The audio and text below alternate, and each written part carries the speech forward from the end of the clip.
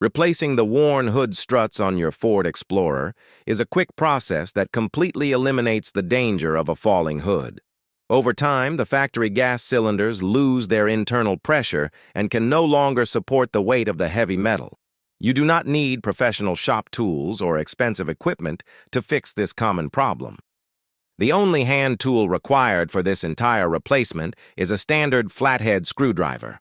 Before removing any parts, you must secure the heavy hood at its maximum height using a sturdy piece of wood or a dedicated support rod. Never rely on your shoulder or head to hold the hood open while you work.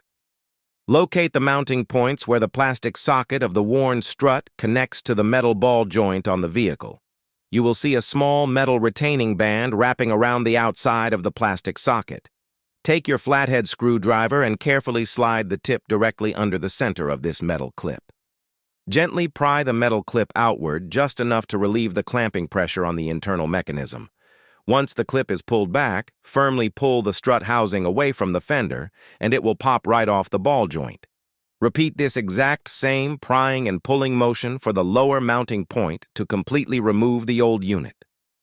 Take your brand new pressurized strut and inspect the socket ends before trying to install it. The new replacement units come out of the box with the metal retaining clips already locked into the correct installation position. Do not pry, bend, or tamper with the clips on the new parts. To install the new strut, align the bottom socket over the lower ball joint and push firmly until you hear a solid click. Lift the hood slightly to align the upper socket and snap it directly onto the top ball joint. Remove your wooden prop and gently test the hood to ensure the new pressurized cylinders are lifting smoothly and holding firm.